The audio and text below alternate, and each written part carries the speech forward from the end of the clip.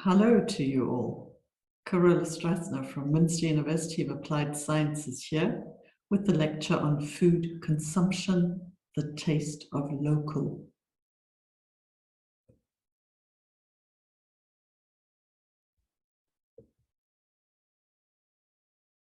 After this lecture, you should be able to understand the many factors affecting perceptions of food and influencing food preferences. Explain the hierarchy of the needs model and the iceberg model of culture, and apply gender division of labor to your own observations. And finally, draw on the lecture's material to analyze and evaluate your chosen case study food product.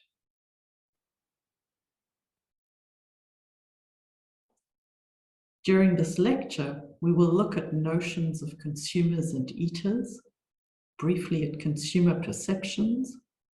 We'll look a bit more in depth into food culture, then at cooks and craft industries, tastes and traditions, before ending with local food.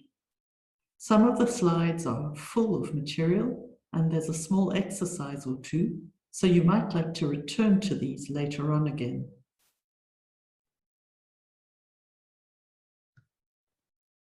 At the outset, I invite you to consider two terms, consumer and eater. Which do you identify with? How do you describe other people when in your study or work context? And how when in a private context? The concept of consumers is strongly related to the economic discipline.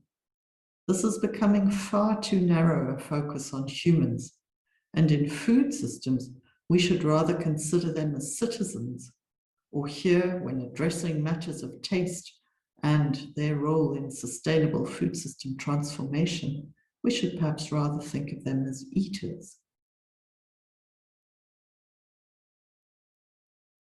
Eating means making food choices, and making individual choices has been subject to a vast amount of study.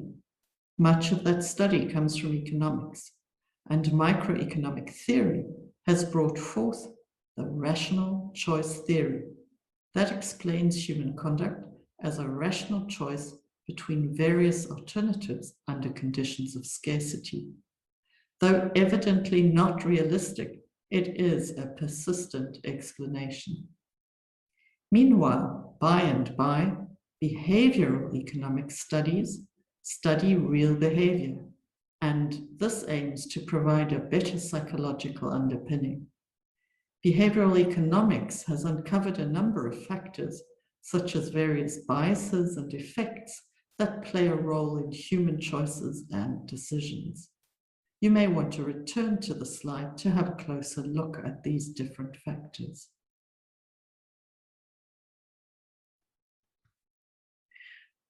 Overall, this is a good development because consumer perceptions and also consumer preferences, as you will later see, are complex phenomena.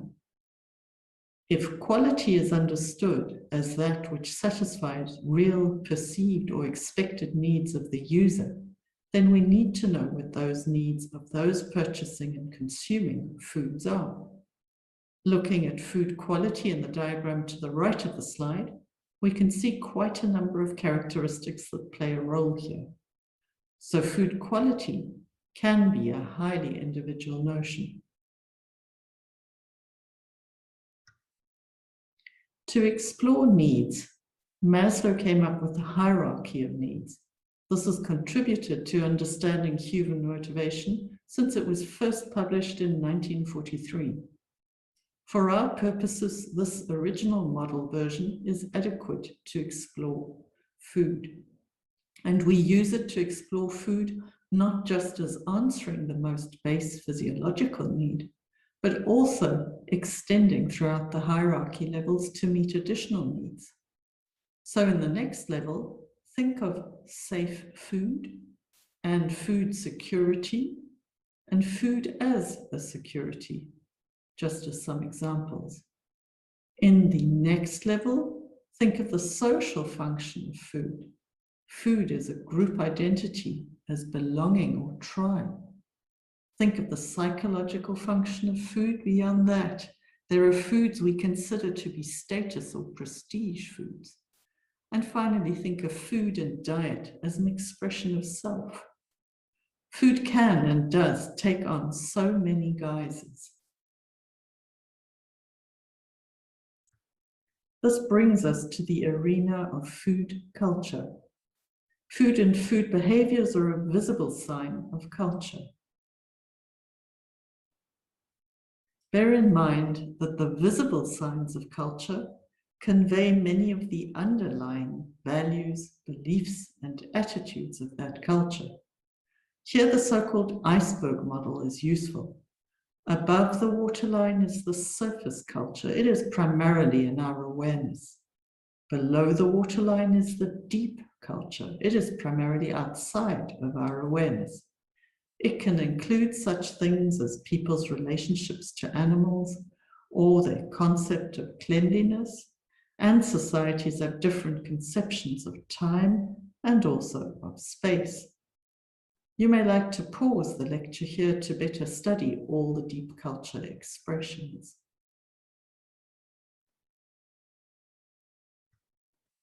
Culture is not the only influence on food preferences. There are many factors independent of culture that can influence these too. There could be household income, occupation, lifestyle factors, or physiological characteristics. Food preferences and ultimately what we consume is influenced by a myriad of factors, as the slide shows.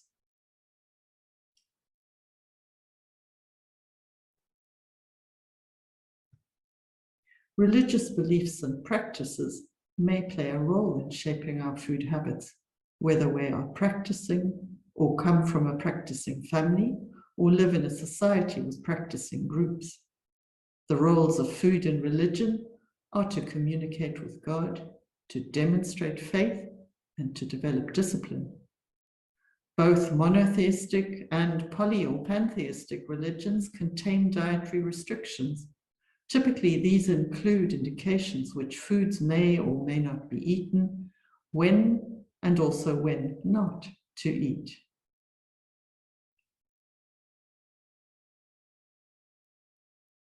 Virtually all societies have taboos. Food taboos, that is, implicit prohibitions about food, exist widely. Though many are old, some are new and even self-imposed, and many attempts have been made to explain them.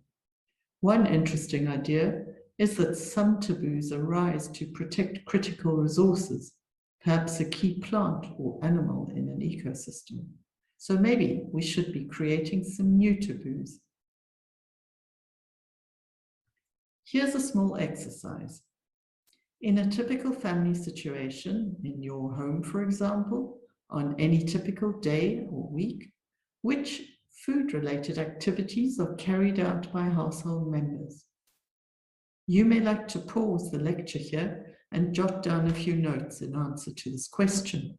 So list all the food-related activities carried out by your household members.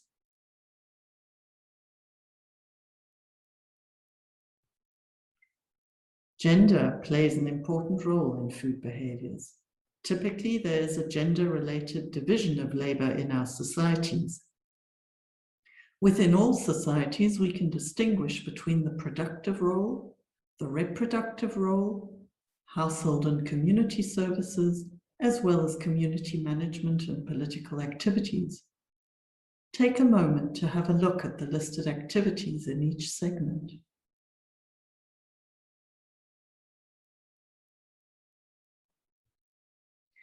Now go back to your typical family situation and add the gender to the food-related activities that you wrote down. You may like to extend that and try to answer the questions: who grows food? Who buys food? Who prepares food? Who serves food? Who eats which foods with whom? And who cleans up? As we saw previously, Gender is also an aspect that plays a role in food choices. We even place foods into gender-based categories. Think steak and salad as an easy example.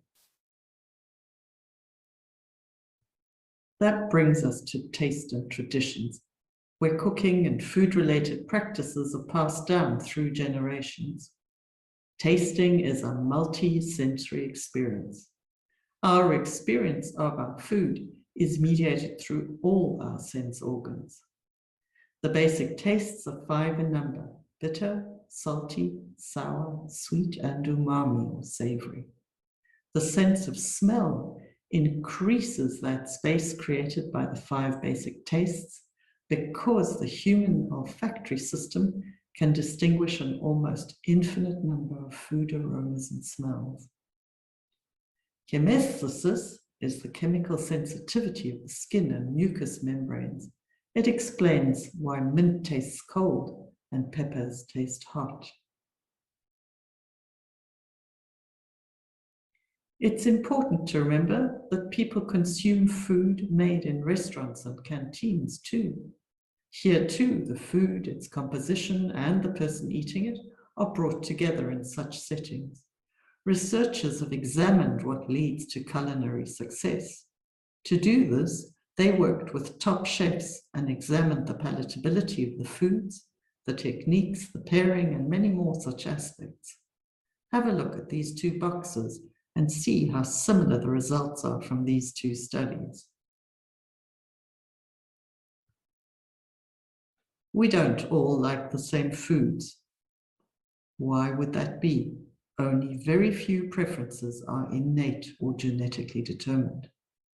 Most notably, all humans seem to be born liking sweet and fat tastes.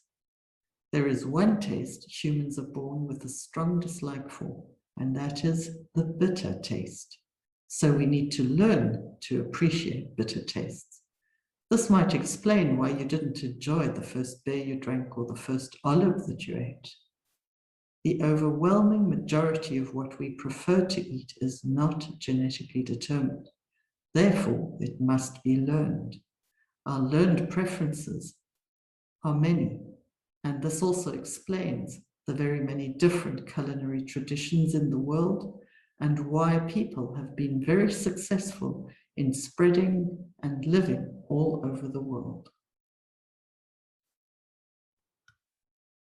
If culture and other factors play a role in our food preferences and food choices, could it be that local food is special in some way?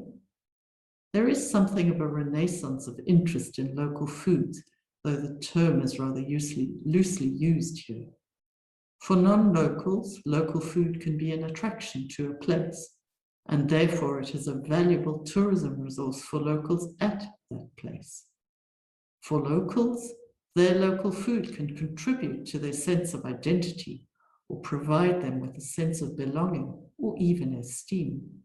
And overall, local food is thought to bring benefits in reclaiming environmental stewardship and contributing to socio-economic development. Have a look at your reading for some deeper insights here.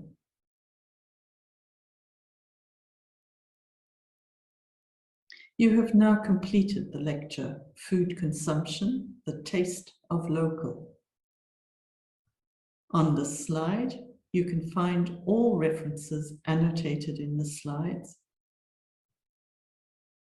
And on this final slide, you can find some additional suggestions for this topic mix. Enjoy the other lectures and goodbye.